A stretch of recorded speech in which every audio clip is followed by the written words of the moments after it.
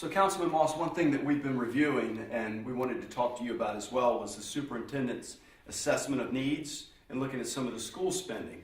So we know that this year he's requesting about $23 million in the budget, hiring 90 new full-time employees, and meanwhile our enrollment continues to decline. It's about 334 less students this year. So we were thinking about ways that we could save some money there, put it to better use in the school systems. So one idea, and we were reviewing this, was to look at stopover budgeting. So we went back and reviewed in 17-18 that we budgeted $12,534 per student, when actually $12,100 was the expenditure per student. So it's a difference of $434 times your 67,154 students, and that was $29 million that was requested more than was actually spent. So we are over budgeting, and the bottom line is, when you look at it, we're being overtaxed. And we reviewed a couple of other years as well, so we were looking at greater than $40 million over the last few years that we've actually been overtaxed. Which leads me to a second point that we were talking about. Maybe, Tony, you could give me a hand. Sure. That we were talking about the CIP and the monies that we're spending for new school construction.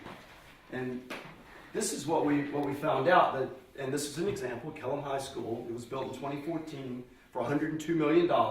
So that turns out to be about $51,000 per pupil, or a little over $303 a square foot.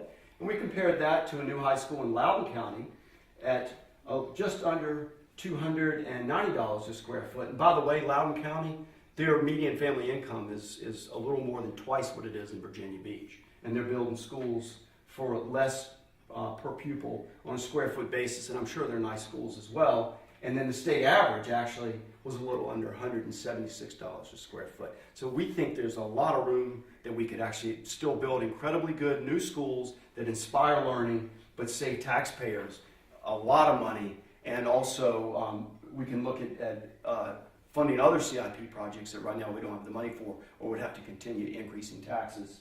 And we do face some significant expenditures in the future. Princess Anne Middle School is a little under $78 million. And the new Princess Anne High School, which we know we need, right now we're looking at a budget of $127 million. That's really expensive, and we firmly believe there are good ways that we can build good quality schools and save a significant amount of money in the process.